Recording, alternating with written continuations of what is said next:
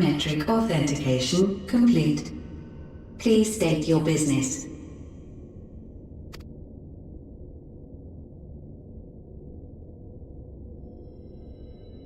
Acknowledged. Reinitializing Circus Tower systems. Searching for Elidibus entity.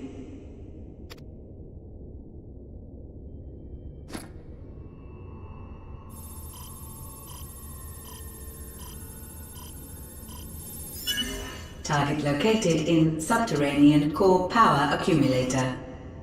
Projecting image.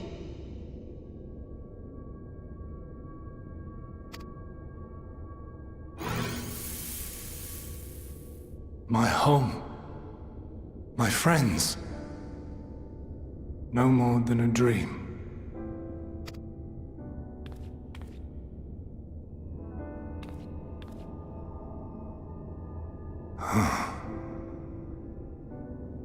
You. Why have you awakened me? I no longer sense those places beyond, or Lord Zodiac. You must explain all.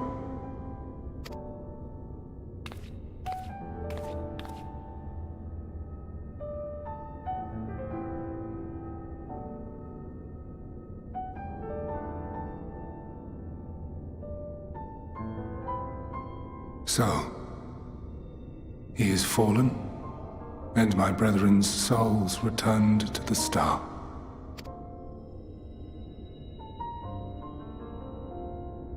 The doom we sacrificed so much to prevent is come again.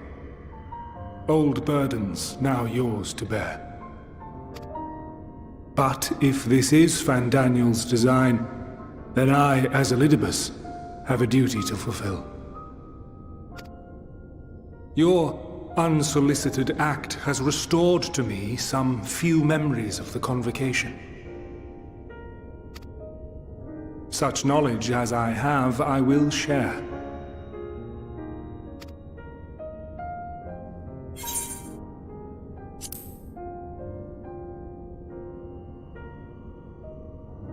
I do this not for you.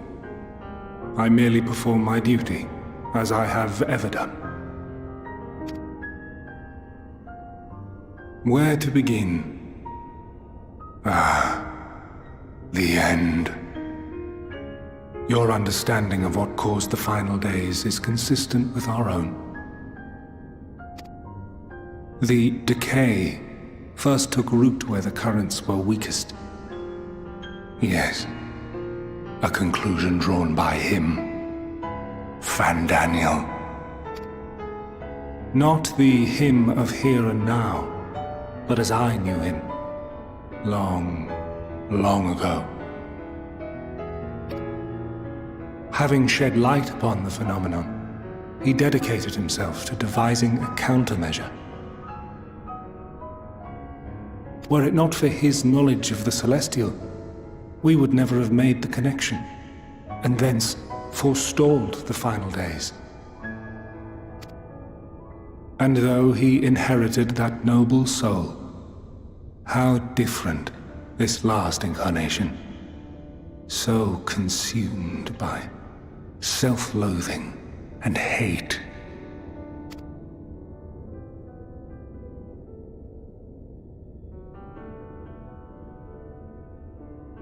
Elpis. Yes, the name is familiar to me. Yet I know it not as a flower, but a place. A testing facility for determining which of our creations were fit to be released into the world. Many worked there, and before joining the Convocation and assuming the title of Fandaniel, he was their chief. He was Hermes.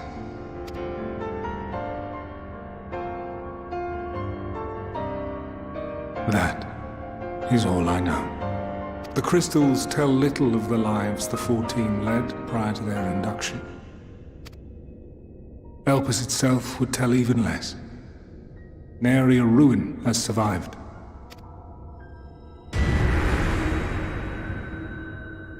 Wait. I saw you there. In Elpis.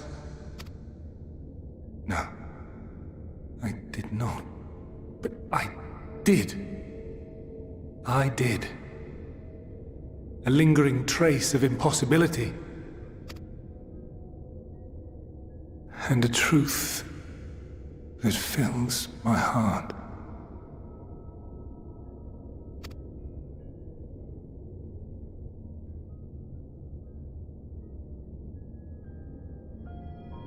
My memories remain clouded, I fear.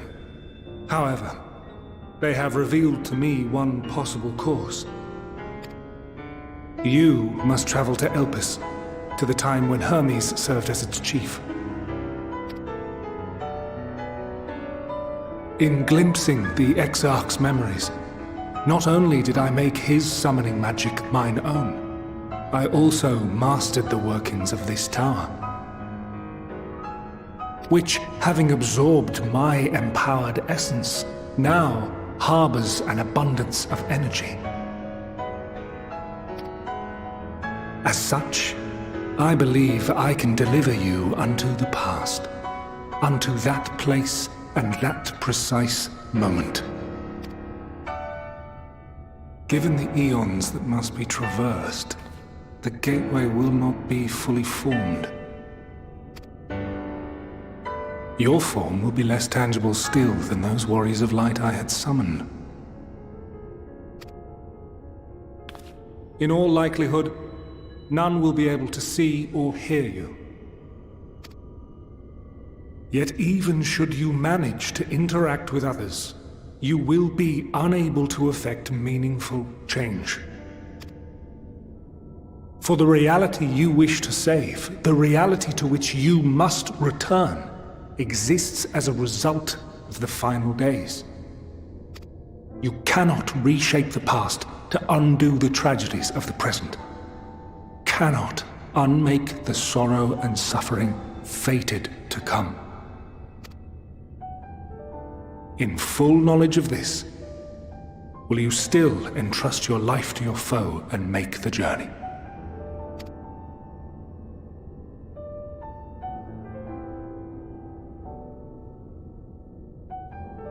Very well.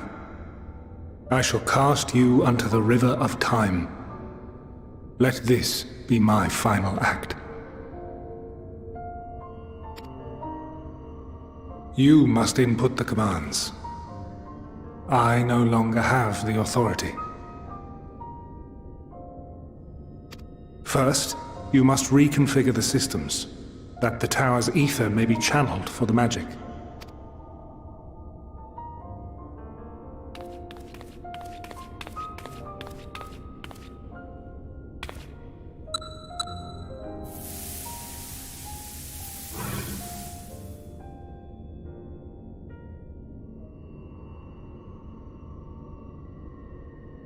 The preparations are complete. The gateway will soon open. Return at once to the ocular.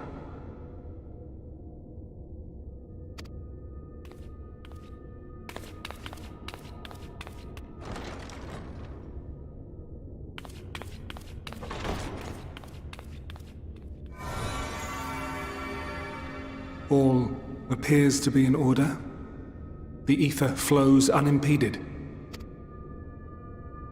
The magic should consume every last mote of my essence. Why are you surprised? Did I not say that this will be my final act? Lord Zodiark is no more. There is nothing for me here. The ones I love and long to see again are waiting in that promised land, beyond memory and dream.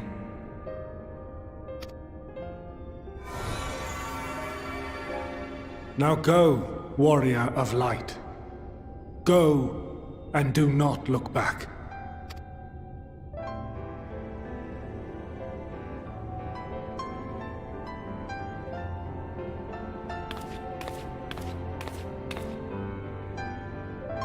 Well, Heidelin, I take my leave of you. Yours is the mantle of the last of us. May you have the joy of it, the burden and the solitude. It falls to you now. You and your champion to save our star.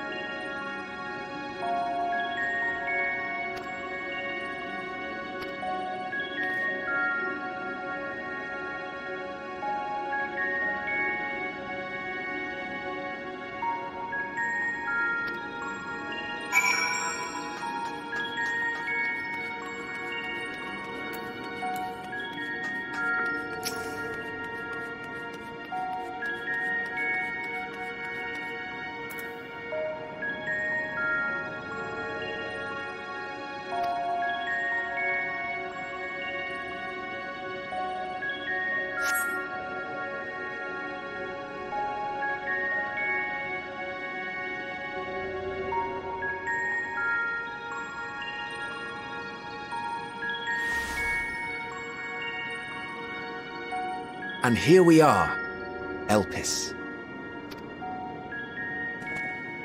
Well, well, how rare to receive you in person. To what do we owe the honor? Oh, just a few odd tasks. We'll be here a while. You're welcome to stay as long as you see fit, of course. As a matter of procedure, however, I must ask that you kindly remove your masks.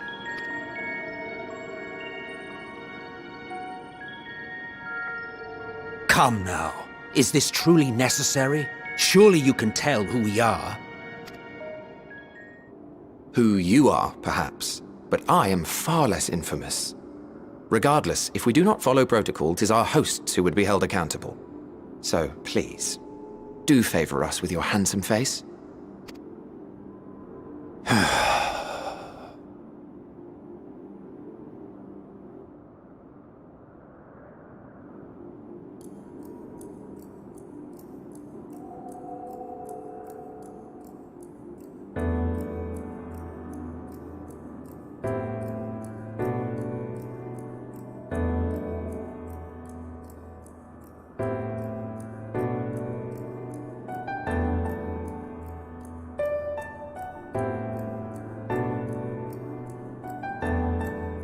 Satisfied? I thank you for your cooperation. You are free to go about your business.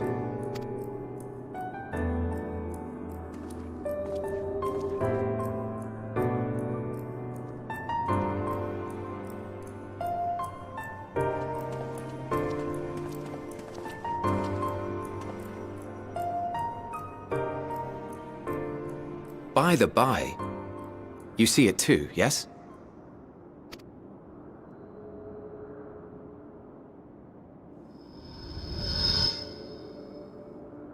I haven't the foggiest what you're talking about.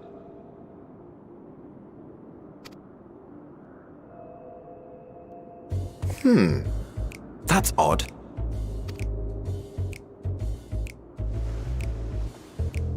It's right here. A bit thin in the ether, but there's no mistaking it. The color of its soul is almost identical to Azem's. Do you suppose she created it? Rather unusual for a familiar to have a soul, though.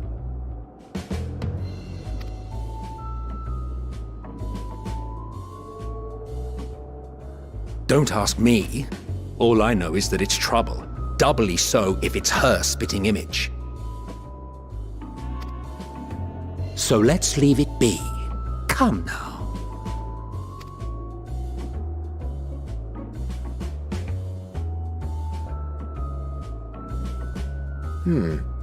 It's trying to say something, but it's literally too intangible to form words. Why don't you give it some ether? Spare a snifter of your bounteous reserves.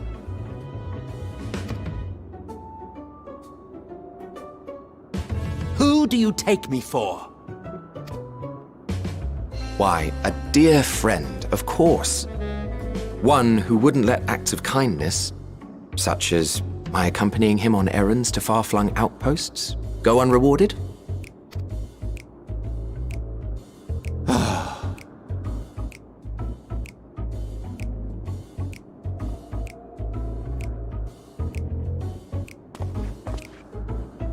I suggest you close your eyes, or this may be unpleasant.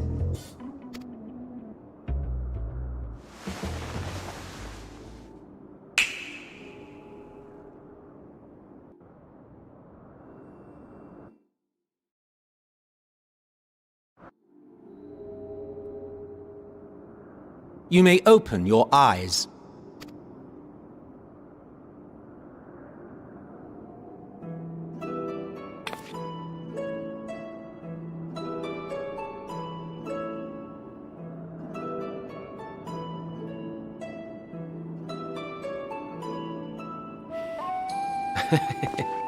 Still a touch small, don't you think? The size befits its proportions. Besides, bigger is not necessarily better. I will defer to your experience. Without further ado then. Greetings! I am Hythlodaeus, Chief of the Bureau of the Architect. Sulking beside me is the most honorable Emmett Selk of the Convocation of 14. And how might we address you, my new friend?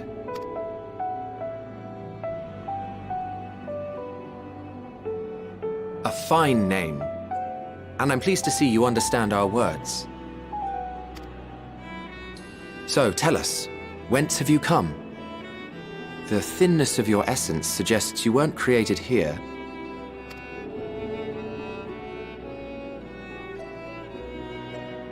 You do not know? Or cannot say? Allow me to ask a different question then. What brings you here?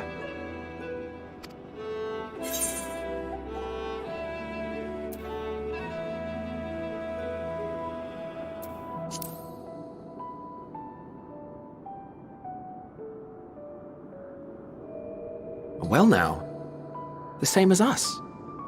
Perhaps Azim wished to come too, but had to settle for a familiar. If she truly wished to be here, then she would be. Right you are. My apologies if we've given offense. The two of us can discern the color of souls, you see, and yours happens to resemble that of a friend. And with your purpose matching our own besides, we jumped to a hasty conclusion. We are here to speak with Hermes, the chief overseer of this facility, which we also intend to tour in order to gain greater insight into the man's work. We, I say, though this is Emmett Selk's charge. I am here only to serve as his guide. And I should be happy to serve as yours as well, by way of an apology for the misunderstanding. Wait, are you suggesting that we bring it along on official business?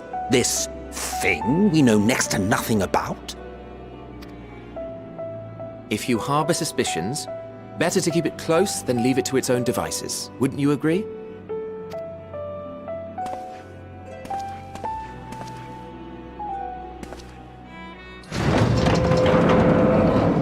Besides, having a mysterious life form in tow is the norm rather than the exception here.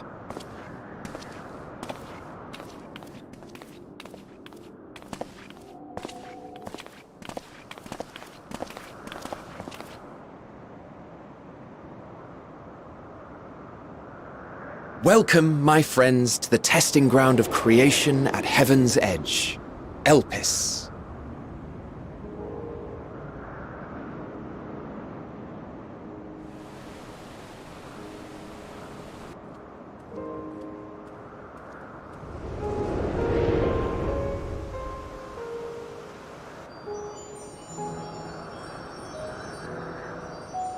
This presence.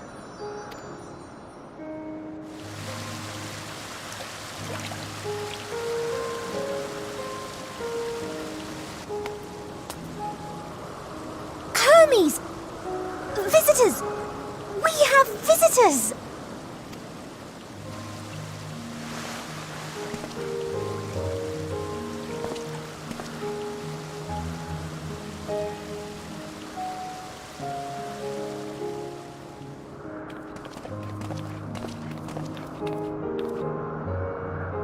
What secrets are you hiding, I wonder?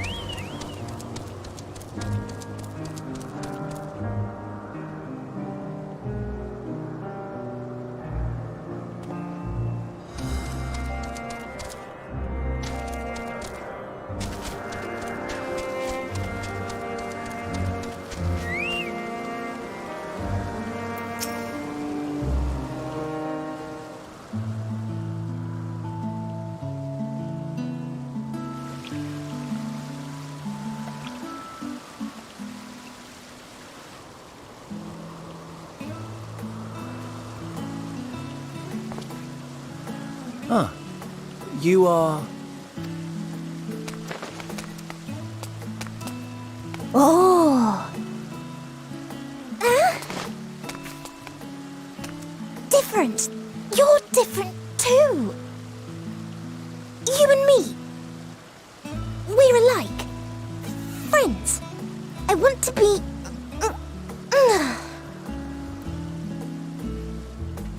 Wait. Please. Wait.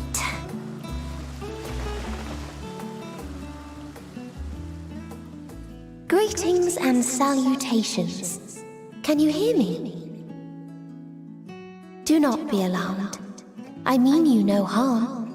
I wish only to hear your words, share your feelings, and know your thoughts. May we please be friends?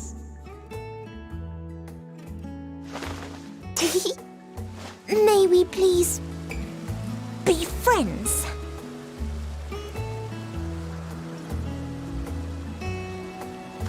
Ah! I see you found him.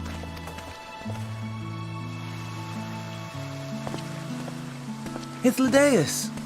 It's been a while. Too long, I think. Too long indeed for close collaborators. On this blessed occasion, I bring not only myself, but others who long to speak with you.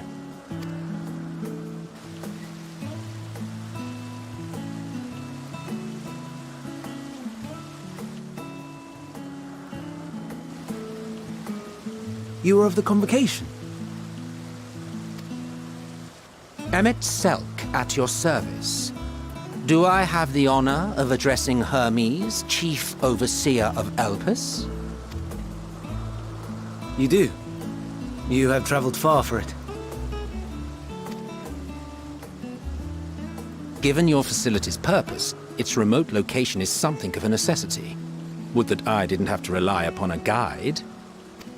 Oh, you wound me. Have I not ever been an attentive and helpful friend? But moving along to more agreeable company, this one we chanced to...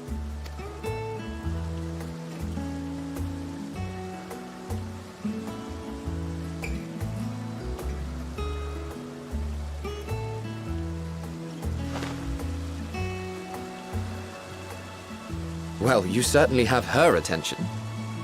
Is she one of yours, Hermes?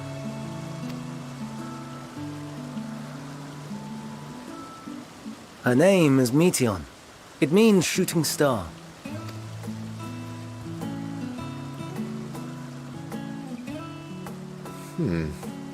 If I may make an observation, her ether is terribly thin. I fear she might dissipate at any moment. Nor do I believe you've made a submission to the Bureau. I would remember such a concept if you had. I haven't, as you say. I judged it too early. She's a pet project of mine, still undergoing preliminary testing. But rest assured that I will attend in person ere long. Very well. Being an authority on flying life forms, I appreciate that you are exacting in your work. I shall look forward to your submission. If we have finished with the perfunctory chit-chat, I would discuss official matters. By my coming, I trust you already anticipate the subject. I have an inkling, yes. Please wait to the main building yonder. I shall join you as soon as I've returned these creatures to their homes. What's wrong, Hermes? The Nemostoma is missing.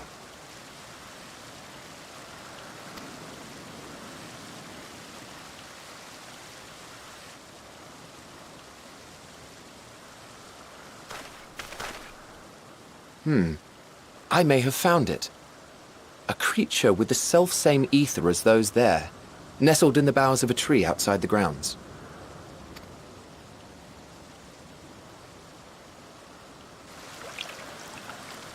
You're saying they can climb with their sorry excuses for limbs? The fashion has been to imbue aquatic creatures with the power of flight, ever since the words of Metron created a sky-swimming fish.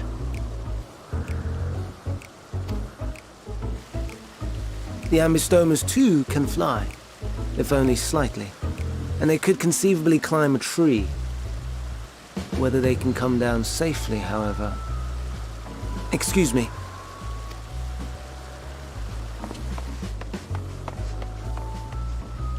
I'll help too!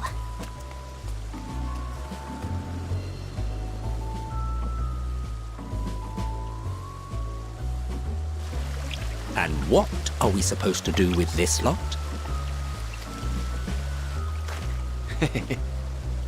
May I suggest we split up?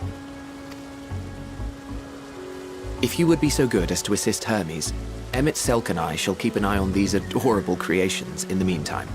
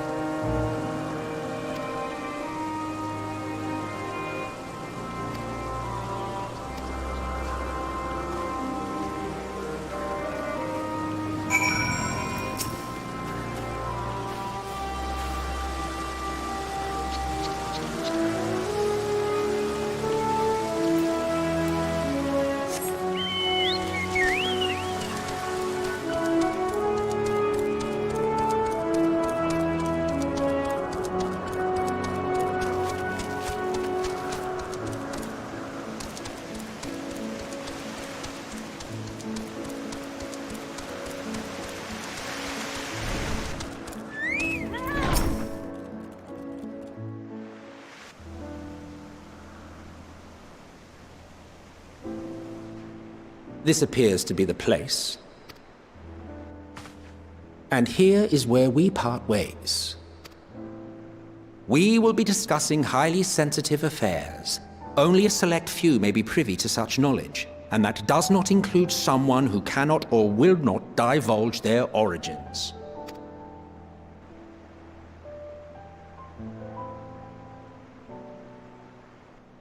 What?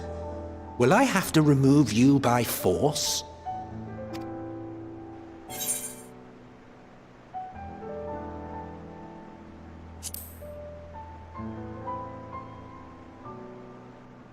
Yes, I'm sure your business with Hermes is quite pressing. You may speak with him to your heart's content after ours is concluded. I do not object to her attendance. Hermes, this is highly irregular. Perhaps, but I believe she can be trusted. Meteion would not have taken to her so quickly otherwise. Moreover, the presence of a third party may help me to maintain composure.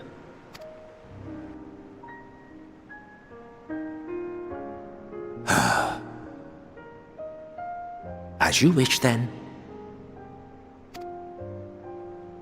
Behave yourself, do you hear?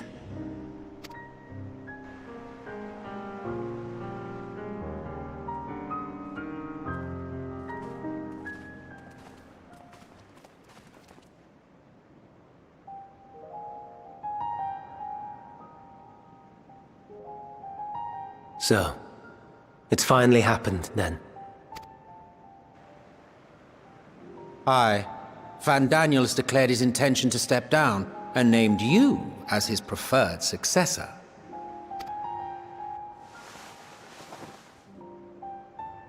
In recognition of your knowledge and your works, the Convocation is giving the recommendation due consideration. As one who does not know you personally, I am to use my impartial eye to take your measure.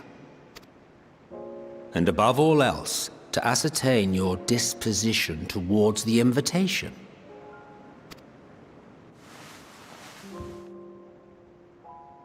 I understand that you and Van Daniel are close. He himself was once chief overseer of Elpis after all. I should not be surprised if you knew before anyone else that he wished to relinquish his office. I did. He told me that when he fulfilled his purpose, he wished to pass the torch to me. A torch you seem none too pleased to accept. Are you so averse to serving on the Convocation? No, it's not that. For a humble researcher like myself to even be considered is an honor beyond words. No. What troubles me, what I struggle to come to terms with, is the very fact that Van Daniel is stepping down. Does this not mean that he will return to the Star?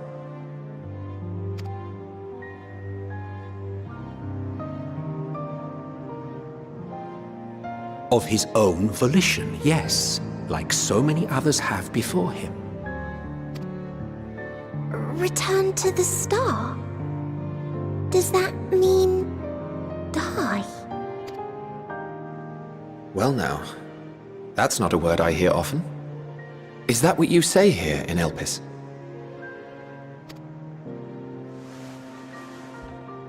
Mankind is the life of Atheris. Each of us, a drop of blood flowing through its veins, bearing sustenance. In our finite time upon it, 'tis our duty to make it a better place, that all who call it home, now and in future, may abide in happiness. To that end, we have dedicated ourselves to the pursuit of enlightened creation. And by our efforts did we transform this once untamed wilderness into the peaceful paradise you enjoy today. To return to the Star whence we came is a privilege afforded to we who have so loved and nurtured it. A choice embraced by those who have lived their lives to the fullest, in service to our world. And when they depart upon this journey, it is beautiful, always. The 14 are no exception. 'Tis believed no occasion is more felicitous than the fulfillment of one's duty. Our office becomes our lives, and to retire is to return, or so the majority of us hold. Some few have elected to eschew custom. Mayhap you feel Fandaniel's deeds do not warrant his return. Yet you should know his accomplishments as well as any. During his time, he conceived of countless outstanding concepts. And channeling the wealth of experience he attained here in Elpis, he brought forth many new specimens. I know of all this. I do. It's just, I cannot fathom why someone so great and wise, who could still do so much good, would want to end it all.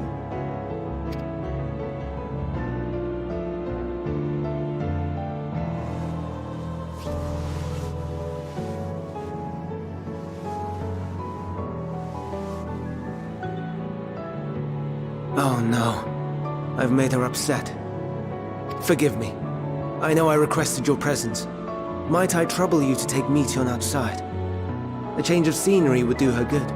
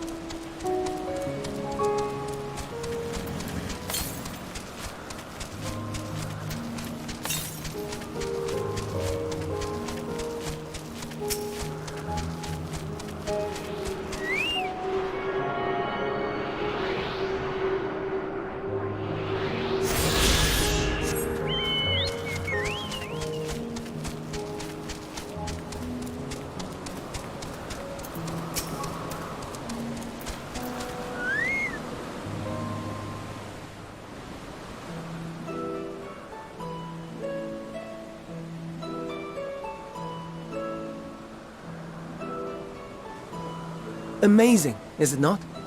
The Ampelos, one of our newest subjects.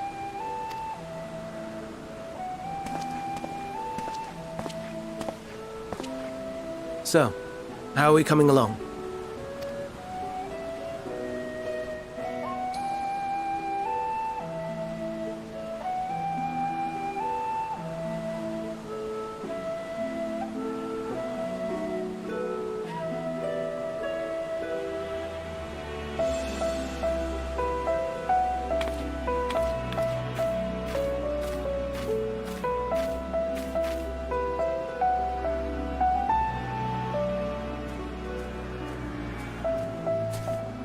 This place is Elpis.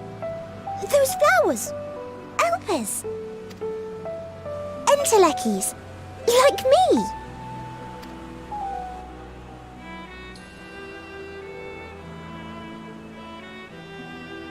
They are a product of Elpis, and so named for their birthplace.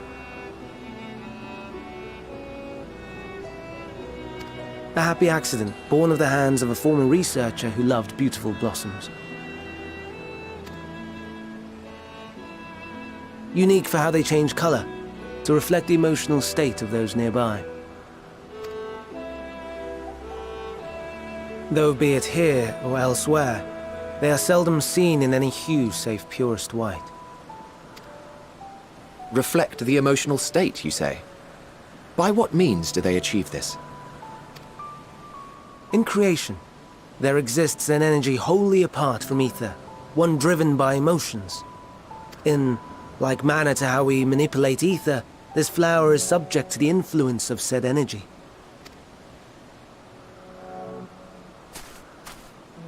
While it has no will of its own, it is sensitive to the prevailing emotion in the vicinity, and reacts by altering its color and vibrancy.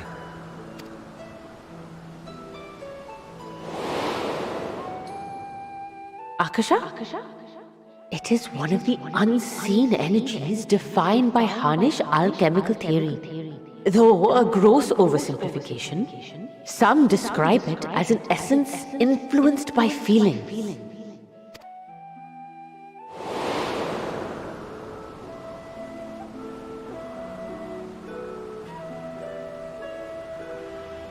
Akasha. Though I'm not familiar with the term, your description suggests it is the self-same energy. Dynamis, we call it.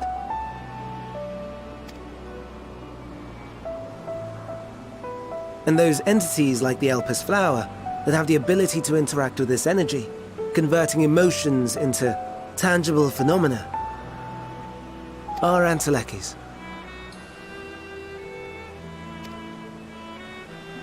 That's me! That's me! An Enteleki!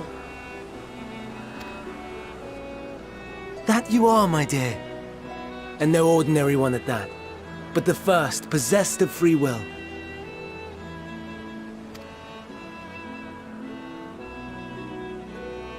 Wait! A form of energy other than ether? Dynamis? I've never heard of such a thing. Hardly surprising. Dynamis cannot be seen, much less felt. And though its existence has long been theorized, we had no proof until the flower's serendipitous creation. What's more, Dynamis is far weaker than ether. Under normal circumstances, its effects are drowned out by the latter. On account of which, beings comprised of and reliant upon the ether, like you and I, are unable to make practical use of Dynamis. 'Tis a truly esoteric thing, known to but a select few scholars. Intriguing. Then, given the limitations you described, why create Meteon?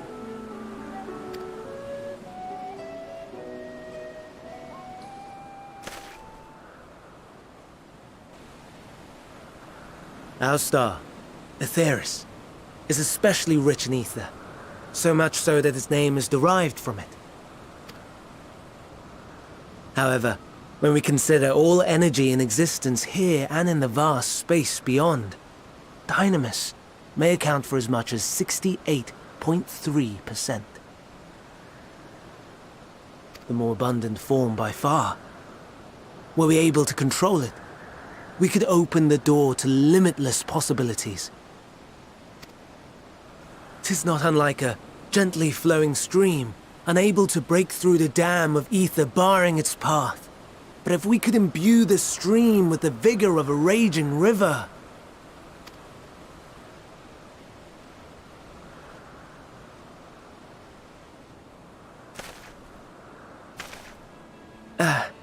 Not that I have such grand ambitions. Nay, I merely wish to create a being that could traverse the great expanse.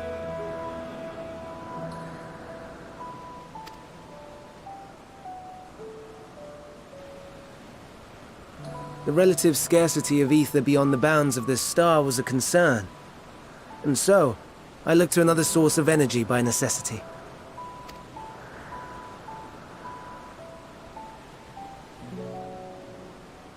That being Dynamis. No wonder her ether is so thin. Precisely. Yours is thin too.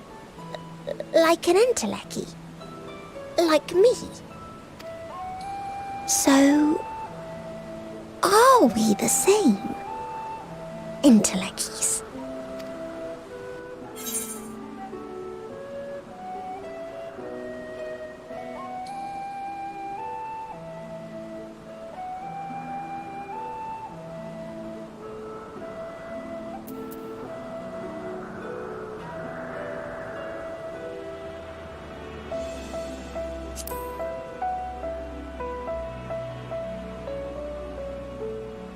Well, aren't we ungrateful? Mayhap I should revert you to the pathetic, faded thing you were. A deficit of ether alone does not an entelechy make. It would, however, make it easier for you to interact with Dynamis. And limited though its influence may be, this quality could prove the difference between victory and defeat. You do well not to underestimate it.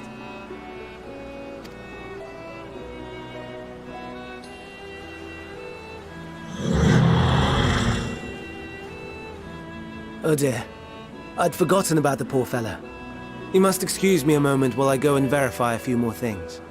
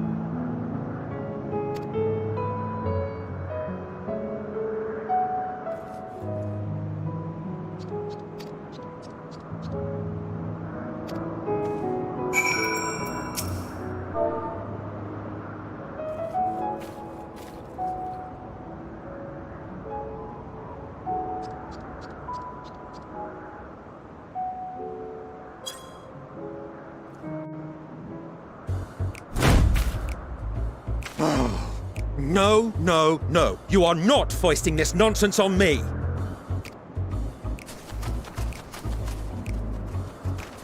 I'm given to understand you have the power to help the Charybdis, and should be quite willing to do so. And so I appeal to your better nature, most benevolent Emet-Selch. Please teach her to fly. Or else Hermes will transform. Right now.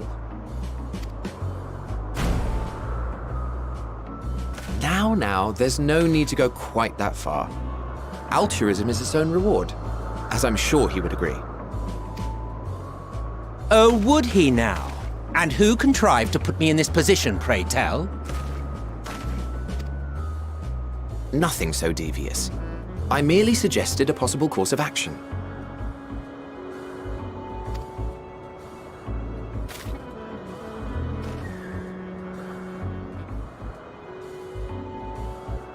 Please, Emet-Selch. Please.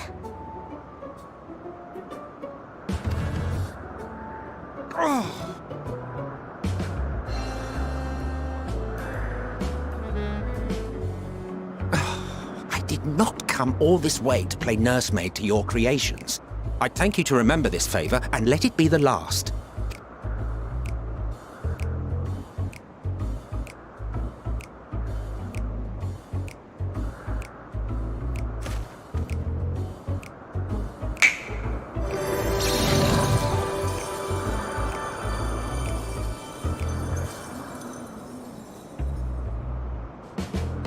I will aid it once it has taken to the air. It falls to you to shepherd it skyward.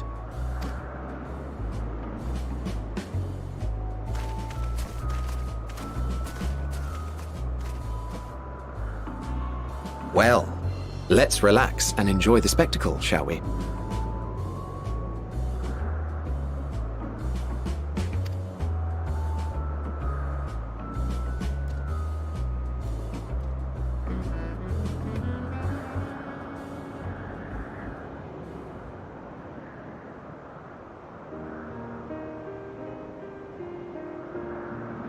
You were wondering why Emet-Selch joined the convocation.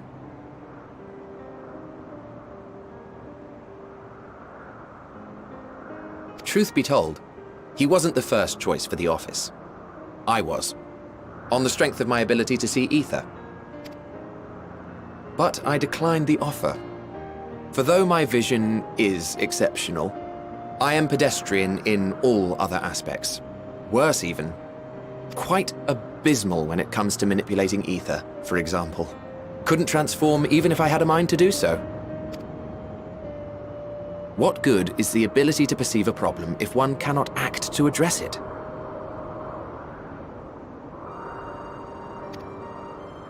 Emet-Selch has no such shortcomings. He excels in vision and manipulation both, the latter to an extraordinary degree. If there is a mage more powerful, I do not know of them.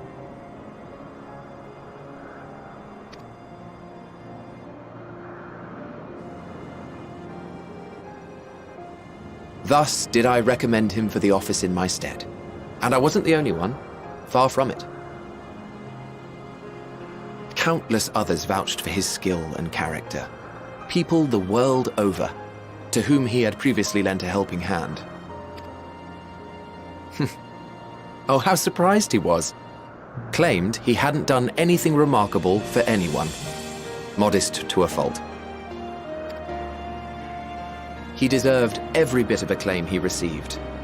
Yet he may well have gone unappreciated were it not for a mutual friend. A singular soul who can't help but involve herself in the business of others. Where she walks, excitement is certain to follow.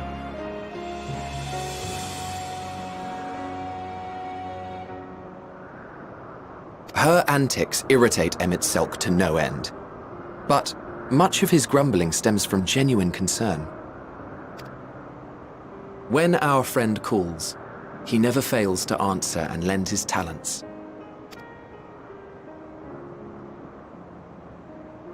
And in the course of doing so, he himself came to be recognized and respected by those around him. They are truly remarkable individuals, and I'm proud to call them friends. To help them realize their dreams. This will be my greatest contribution to our world. And when they have fulfilled their respective purposes, so too shall I have fulfilled mine.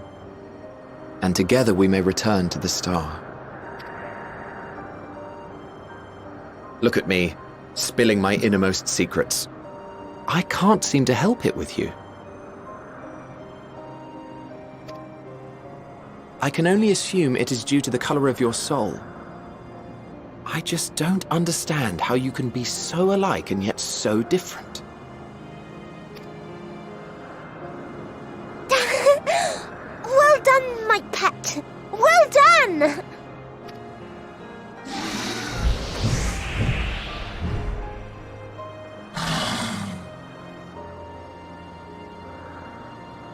Ah, yes. I dare say the Charybdis will be fine here on. Why don't you go and signal to Emmett Selk? Let him know that his arduous task is at an end.